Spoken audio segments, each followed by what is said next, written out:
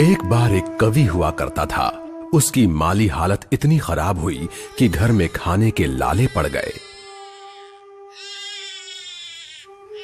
इसी कारण उसने महल में जाकर राजा से मदद मांगने का फैसला किया।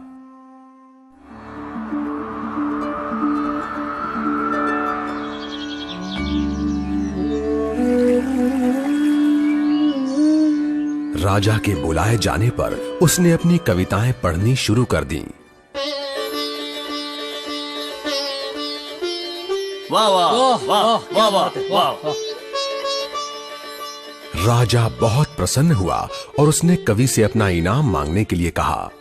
कवि ने मोहरों से सजे शतरंज की ओर इशारा करते हुए कहा, महाराज, अगर आप पहले खाने में चावल का एक दाना रखें और हर खाने के लिए उसे दुगना करते जाएं, तो मैं समझूंगा मुझे मेरा इनाम मिल गया।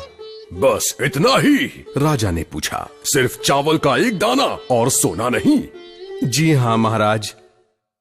तो फिर ऐसा ही हो। दरबारियों ने चावल के दाने रखने शुरू कर दिए। पहले खाने में 1, दूसरे में 2, तीसरे में 4, चौथे में 8। इस तरह वो रखते गए। जब 10वें खाने में चावल रखने की बारी आई तो उन्हें चावल के 512 दाने रखने पड़े। 20वें खाने तक संख्या बढ़कर 5,24,288 हो गई।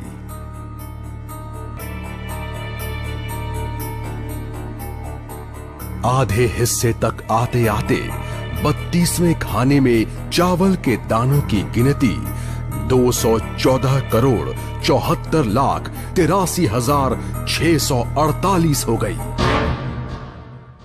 जल्द ही गिनती अरबों खरबों में बढ़ गई। आखिरकार अभागे राजा को अपना पूरा राजपाट उस चतुर कवि के हाथों सौंपना पड़ा। और इसकी शुरुआत चावल के सिर्फ एक दाने से हुई थी। कहानी की सीख, चक्रवृद्धि की ताकत को कम नहीं आंकना चाहिए। अगर आप हर महीने नियम पूर्वक एक छोटी रकम निवेश करते हैं, तब आपकी SIP आपके सेवानिवृत्त होने तक एक बड़ी राशि बन सकती है। सुंदर